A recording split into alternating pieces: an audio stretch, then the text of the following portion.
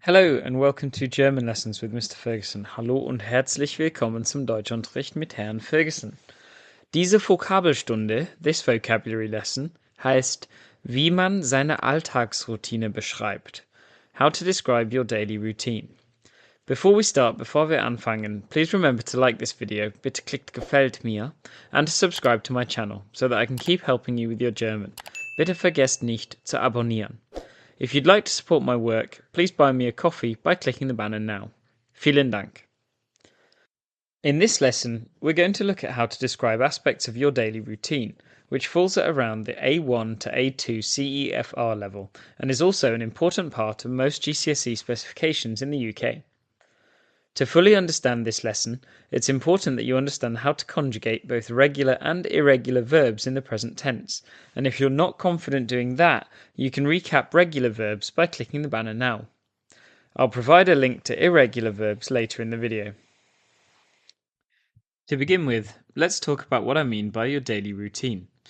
Essentially, what we'll be looking at in this video is a list of 25 verbs used to describe the things most people do on a daily basis.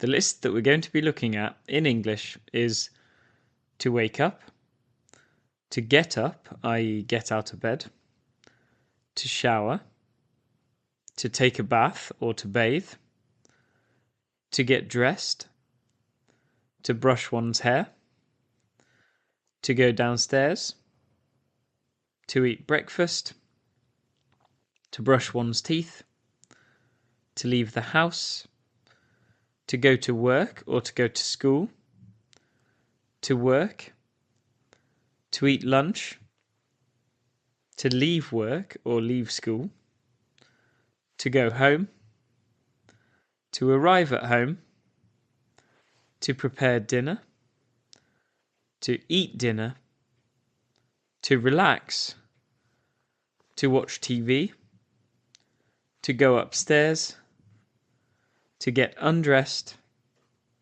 to go to bed, to fall asleep, and to lie in or to stay in bed. For the purposes of this video, I will be grouping these phrases into the type of verb they use, rather than the order in which these things happen in a typical day, and we'll start with the verbs which behave in a regular manner in the present tense and are not separable. The first phrase we are going to translate is to work, which is a simple verb, arbeiten. This is a weak verb, which means it follows the normal, regular pattern in all tenses. For example, ich arbeite in einer Schule. I work in a school. Arbeitet 8 Stunden pro Tag. He works 8 hours a day. Some verbs in this video are what's known as mixed verbs, meaning that they're completely regular in the present tense but have unusual past tense forms. These verbs will appear as blue within this video, and the first of these verbs is gehen, to go. The phrase to go to bed is a combination of the verb gehen and the phrase to bed, which is ins Bett, which essentially means into bed. Here are some examples. Wann gehst du ins Bett? When do you, in an informal singular sense, go to bed? Ich gehe 8 Uhr ins Bett. I go to bed at 8 o'clock. The third phrase we are looking at in this video is to eat breakfast, which has two translations. The first of these is the regular verb frühstücken, which literally means to breakfast, and covers the entire process of eating breakfast. It's important to note that you can't mention what you ate as an object of this verb, just like in English. I breakfasted some toast doesn't make sense. I'll mention how you can do this shortly when talking about the strong verb essen, which means to eat. But first let's look at examples of frühstücken in context. Ich frühstücke morgens 7:30 Uhr. I eat breakfast at 7:30 in the morning. Frühstücken Sie jeden Tag? Do you, in a formal sense, eat breakfast every day?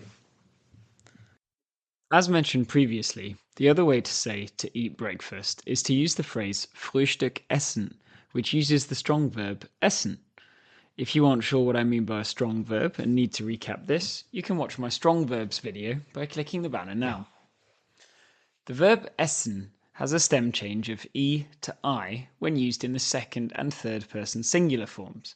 For example, ich esse Frühstück, I eat breakfast. Sie isst Frühstück, she eats breakfast. If you want to say what you've eaten for breakfast, you can use the adverbial phrase zum Frühstück, which means for breakfast, along with the verb essen. For example, ich esse Eier zum Frühstück. I eat eggs for breakfast. There are a few other phrases in this list which use the verb essen, to eat, and they are Mittagessen, essen, to eat lunch, and Abendessen, essen, to eat dinner. Wann isst du Mittagessen? When do you, informal singular, eat lunch? Meine Frau isst gern Abendessen. My wife likes eating dinner. Another phrase which has two options is to take a bath. The first of these is simply the verb baden, which means to bathe, and it's not as common to hear, just like in English. Mein Vater badet jeden Abend. My father bathes every evening. The more common way to say you're taking a bath is to translate this literally with the phrase ein Bad nehmen. Nehmen is a strong verb with a stem change from nehm to nimm in the second and third person singular, hence the following examples. Ich nehme ein Bad. I am taking a bath. Nimmst du jeden Morgen ein Bad? Do you, in an informal singular sense, take a bath every morning? The next phrase, or more accurately phrases, use the verb to go, which in German has two forms depending on how you're travelling. If you're travelling on foot, you can use the verb gehen, which we've already talked about previously, and combine this with either zur Arbeit, to work, or zur Schule, to school, as well as nach Hause, which means towards home. The verb gehen is also generally used when the mode of transport is irrelevant, and it's more important where you're going rather than how you get there. Wir gehen jetzt zur Schule. We're going to school now. Wann geht ihr zur Arbeit? When are you, informal plural, going to work? Ich gehe bald nach Hause. I'm going home soon. The second verb we can use with these phrases is fahren, which we will use if we're traveling using a form of transport, such as a car, a train, a bus, etc. Fahren is a strong verb that also means to go, and it has a stem change from a to a umlaut. For example, fährst du gerade zur Arbeit? Are you, informal singular, going to work now? This could also be translated as, are you driving to work now? Or are you traveling to work now? Thomas fährt nach Hause. Thomas is going home, or Thomas is driving home. Another strong verb in this list is verlassen, to leave, and we use this with the phrases das Haus verlassen, to leave the house, die Arbeit verlassen, to leave work, and die Schule verlassen, to leave school. This strong verb has a stem change from a to a umlaut. For example, wir verlassen die Schule 16 Uhr. We leave school at 4 p.m. Mein Bruder verlässt das Haus sehr spät. My brother leaves the house very late. Meine Eltern verlassen die Arbeit ganz früh. My parents leave work very early. The next selection of verbs we're going to look at are all separable. And if you aren't sure what I mean by separable, you can recap these by clicking the banner now to watch my separable verbs video.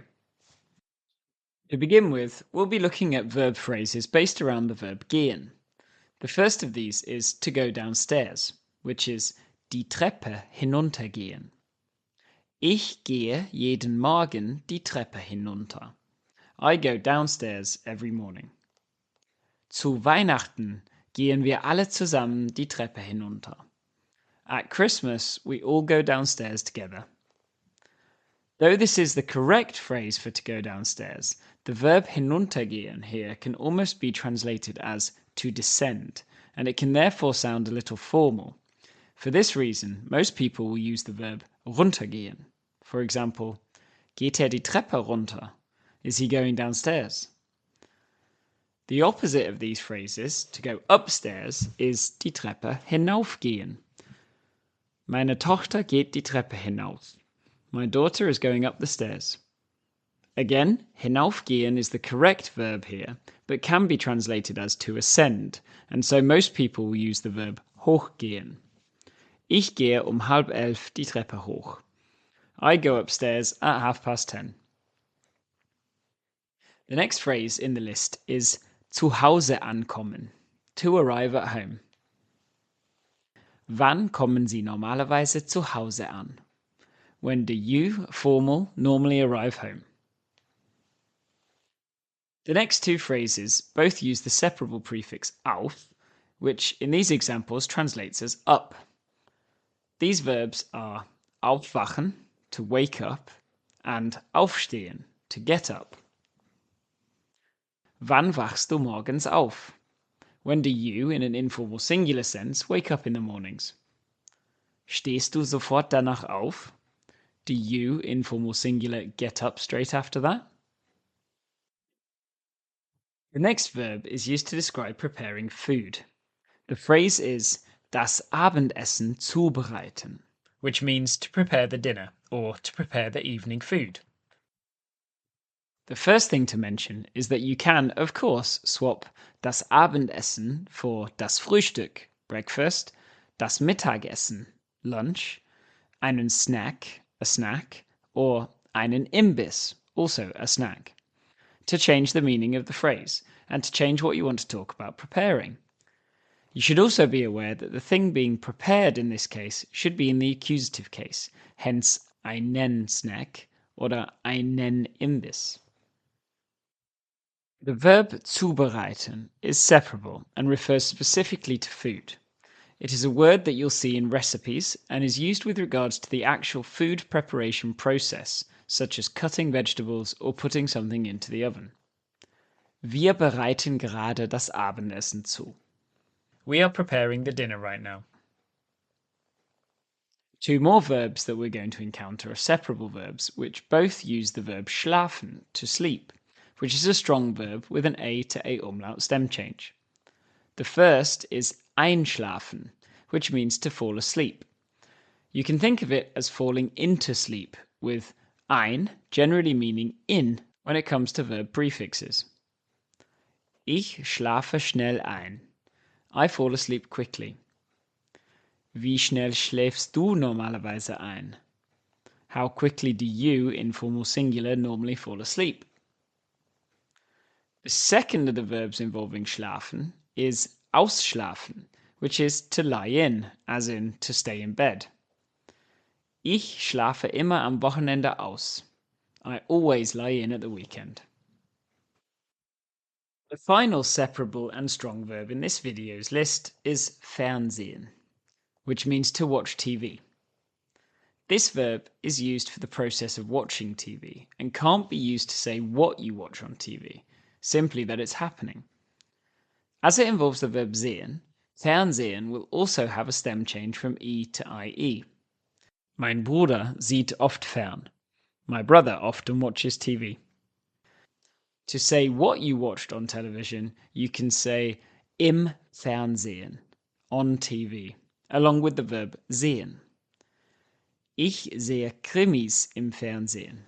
I watch crime shows on TV. The final type of verb we're looking at today is a reflexive verb, and you can recap how these work by clicking this final banner now. The verb to shower in German is sich duschen, a regular but reflexive verb. It literally translates as to shower oneself, and as I mentioned in my reflexive verbs video, the form of sich has to change depending on the subject of the verb. For example, ich dusche mich, I shower or I shower myself. Wir duschen uns, we shower or we shower ourselves. The next verb pair that we will cover both mean to relax and are therefore very important verbs for exams. You can combine them with a connective when, to fit them to each and every topic. Let's look at some examples. I relax when I play football. We relax when we eat pizza. The first of the two verbs is sich entspannen, a non-separable, reflexive, regular verb. Ich entspanne mich, wenn ich Fußball spiele. The second of these verbs is sich ausruhen, a separable and reflexive regular verb which can be thought of as to chill oneself out. When a verb is separable and reflexive, we simply follow both rules. We make sure the reflexive pronoun corresponds to the subject of the sentence, and we split the separable verb so that the prefix appears at the end of the sentence.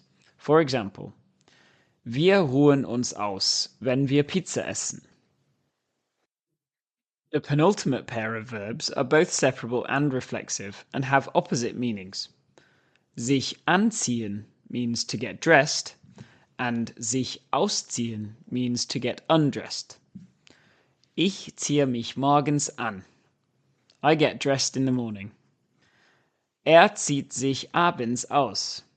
He gets undressed in the evening. The final verbs in this list could be considered the most complex, as they are reflexive, but have a dative case reflexive pronoun, rather than an accusative case one.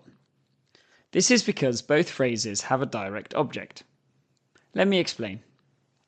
The first verb is sich die Haare bürsten, to brush one's hair, or literally, to brush the hair for oneself.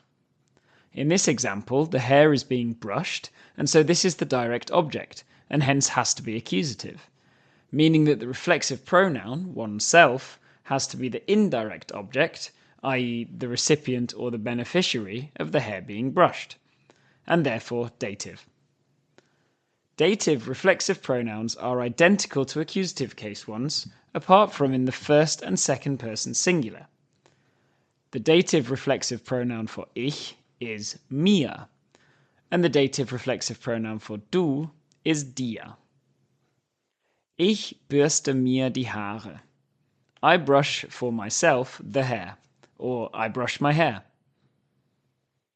The second verb phrase using a dative reflexive pronoun and the final verb to be covered in this video is sich die Zähne putzen, to clean one's teeth, or to clean the teeth for oneself. Wann putzt du dir die Zähne?